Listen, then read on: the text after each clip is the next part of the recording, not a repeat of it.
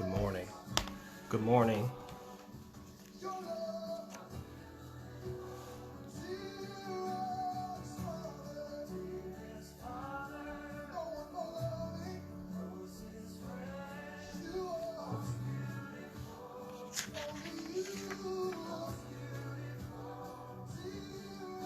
Good morning. Good morning. Good morning.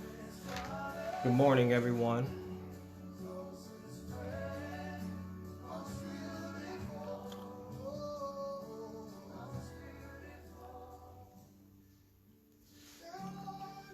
Good morning. And we're going to get started in just a second.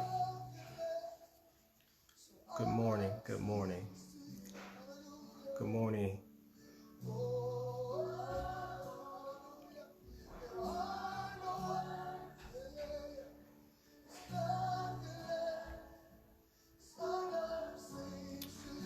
All right. Good morning. Good morning, everyone. We're going to get started really quick. I'm so grateful this morning. This is a special day. And today we celebrate mothers all around the world. We celebrate mothers in our church community. We celebrate the mothers to us who are outside our family. We celebrate mothers, mothers, mothers. I want to celebrate my mother. I want to say Happy Mother's Day to my mother, Joan Bryant, who's a wonderful mother. We give a shout out to her, and we love you. We celebrate the mother of my children, to Camille. We want to give a shout out to Camille and say Happy Mother's Day to her also. Listen, everyone, let's get right into this. I won't be very long today because I want to respect everyone's time with their mother and their wives and the mother of their children. Let's also honor the mothers who have passed, those mothers who are no longer with us. We just honor them today. If I had a scripture to kind of root us in this day, it would be Psalm 23 verse 1. The Lord is my shepherd, I shall not want. And one of the things that I think I've learned by observing my mother and by observing mothers who are around us is that mothers have this unique gift. Mothers have learned how to be at peace while they heal. There's this gift that I believe that women bring to our communities, to our lives, to our families, is that there's this ability to have processed life and to how they have learned to even be at peace while we heal. And even in the season of life that I am in, it's one of the things that I'm really working hard to try to manifest and live out. And it's actually from the mothers and the women that are in my life that I am seeing this lived out. I'm also hearing it. It's instruction. I really appreciate God. One of the things that I would say that the noun mother is actually worn by many, but the verb mother is actually worn by all women. In other words, there are few that actually are mothers because they bear children, or many that are mothers because they bear children, but all women live out the attributes of motherhood. They have the ability to mother, if you will. And we thank God for all of the mothers that have sold into our lives and who have invested into us. And I have been privileged, particularly in this season, to be blessed and to benefit from the mothering, if you will, of the women that are even in our church community. There are many in our church community that I have in this season. I'm learning from them. I'm learning from their wisdom. I'm learning from their life experience. I'm learning from their counsel. And I'm so grateful. It's amazing to be a season as a pastor, to have sold so much into people's lives, but to also be in a season now where people are sowing into my life. And I am so grateful because part of the gift that I'm able to receive and experience is from that gift that comes from the verb mother and also the noun mother. And if you really look at the The biblical text, page after page after page, page after page, book after book, line after line, is influenced by the presence of women and mothers. I mean, women and mothers tremendously influence the historical sacred text of the Hebrew Bible in the Greek New Testament. And one mother in particular that stood out to me as I was just pondering and reflecting is a woman by the name of Hagar. Hagar was the handmaiden of Sarai, who was the wife of Abraham. And as you guys know, the biblical story, when God gave the promise to Abraham that his seed will be great, that he would father a great nation, it was in a season when Sarah was barren, and God gave him a promise, but he had a problem. God gave Abraham a promise, but Abraham's wife had a problem.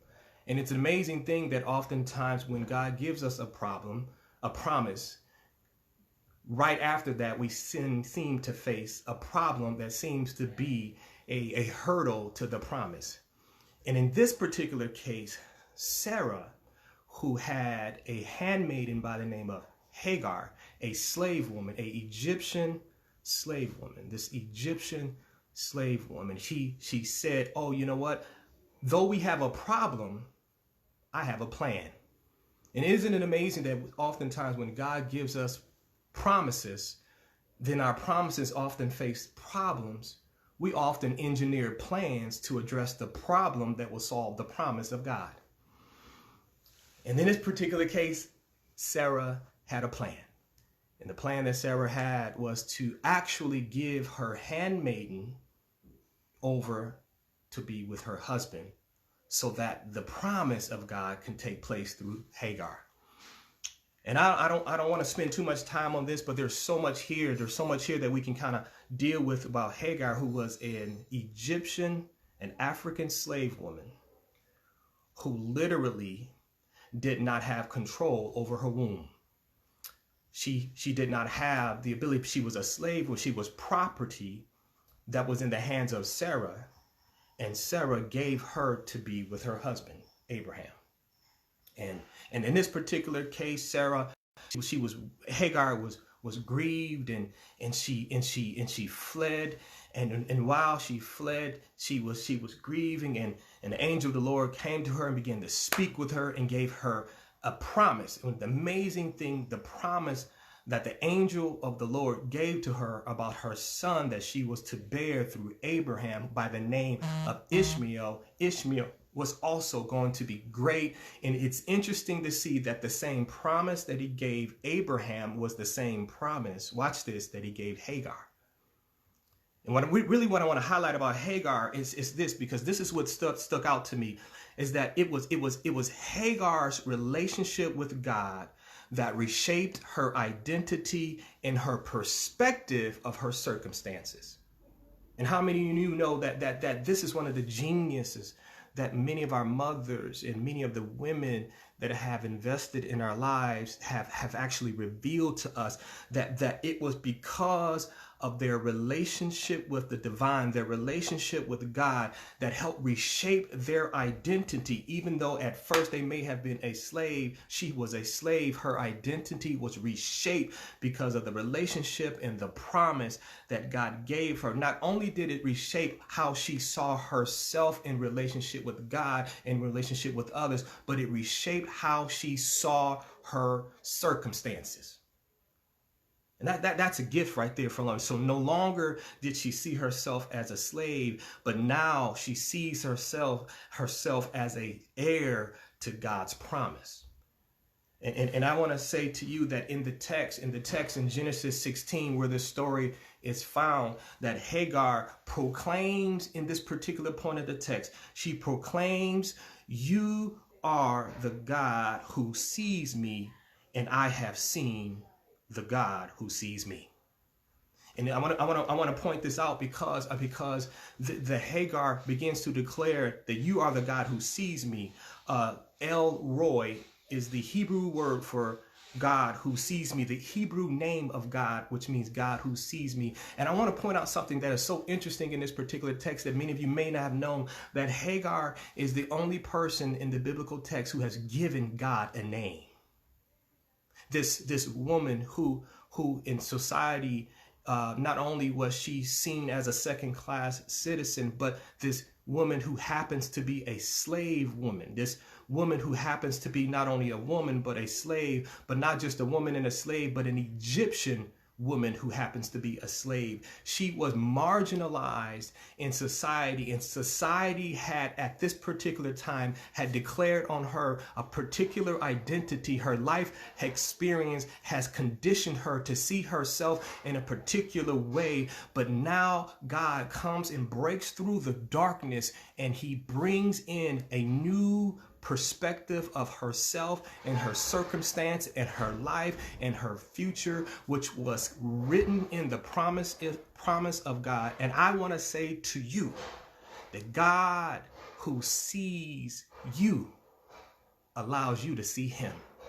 The God who sees you, God sees our pain. It's the God. And this ought to make us shout, because each and every one of us will some point go through a season of life where you will question, God, do you see what I am going through? God, do you hear? God, do you see the tears that are flowing down my face? God, do you see the ridicule? Do you hear the lies? Do you hear the misrepresentations?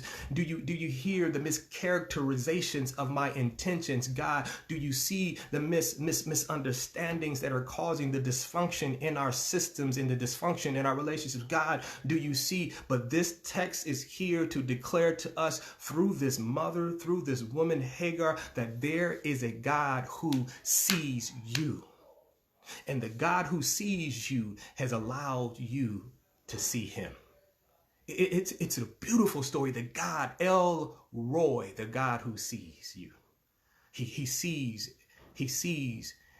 what others don't see. He sees what your parents don't see. He sees what your children don't see. He sees what your spouse doesn't see. He sees the unmet needs emotionally and physically and even spiritually that you have. He sees everything that you don't think no one else sees. There is a God who sees you. And that ought to bring us comfort today. That ought to bring us a sense of peace today. And that's why I started this whole concept of learning to be at peace while you heal.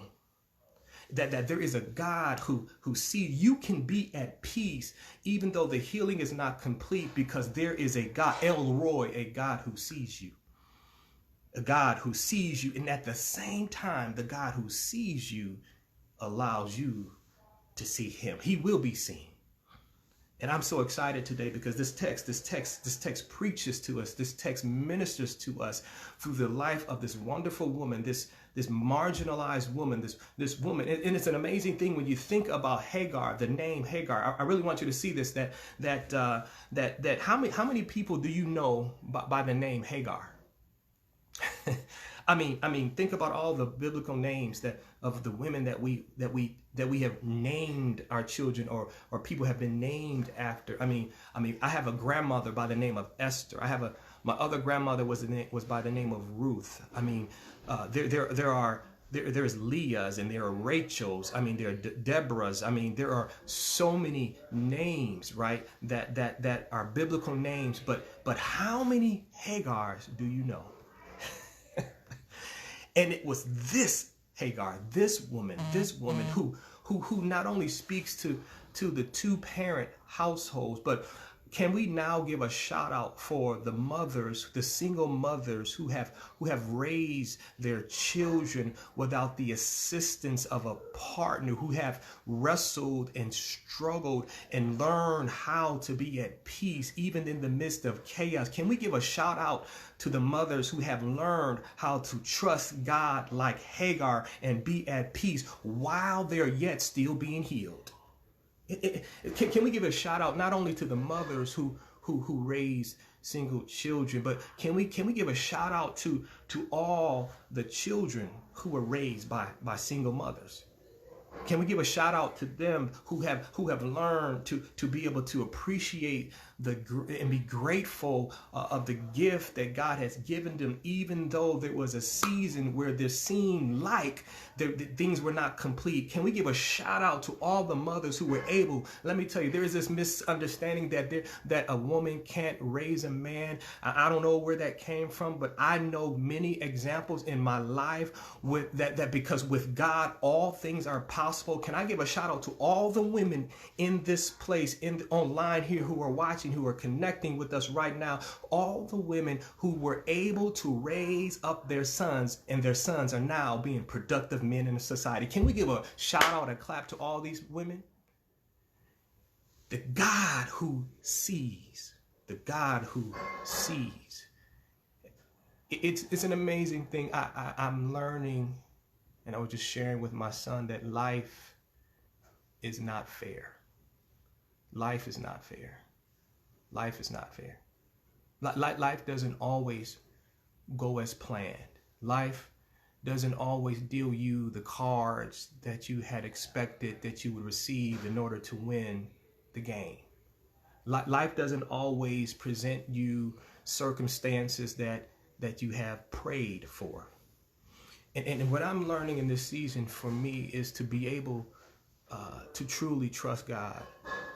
And it's interesting. I was talking to someone who's connected to us right now online, and she really blessed me because the conversation was, Donnie, you do teach us a lot about being Christ centered, about being centered on that Christ image, on Jesus, this reflection of the image of God. And but you know, this has to be practical. This has to be something that is practiced. In other words, this has to be something that is lived out. And even for me, even me, I have to drink from the medicine that I provide. And it is so real, and it is such an amazing thing to embrace that we all have to learn how to practice this learning to be at peace while we are yet healing. And today I just want to declare, and I just want to celebrate the influence, the strength, the beauty, the teaching, the discipling, the resilience, the ability to persevere, that all of our mothers, all of you mothers, have given, even to the point of exhaustion. You have gave out of an empty tank. Years of trusting God, years of prayers, years of figuring out how to make things happen when you don't have the resources, years of encouraging your children, years of loving even though you may have not been loved, years of meeting emotional needs even though your emotional needs may not have been met. And I understand now, my brothers, all the fellas in here, all the brothers who are with their significant others, who are mothers to their children, or who are going to celebrate your mothers, or even if your mother has passed. Let us now acknowledge this fact that the women in our lives. I understand now why Father's Day. Last year, I remember trying to make a reservation at a restaurant. You call the restaurant and say, hey, I want to make a reservation. It's Father's Day. I want to make a reservation. Well, sir, you don't need a reservation. We're not going to have a high demand today. But it's Father's Day. Yeah, it's Father's Day, but we're not going to have a high demand today. You can just come in and you'll have a seat. And try that on Mother's Day, right? Try that on Mother's Day. You won't get a seat. You'll have to wait hours to be able to eat at your favorite restaurant if you don't call a week or two in advance to get that reservation. Why? Because even our culture understands there is a value that our culture, our economics, there is a value that is intrinsically should be given to the women and the mothers that are in our life. Why? Because let me tell you, it is the mothers, it is the women who help shape and help guide so many attributes and aspects of what it means, watch this, to be like Christ, to be like Christ. And I want to say thank you from the bottom of my heart. Thank you to all of our foremothers, the mothers who came before us, the mothers who fought.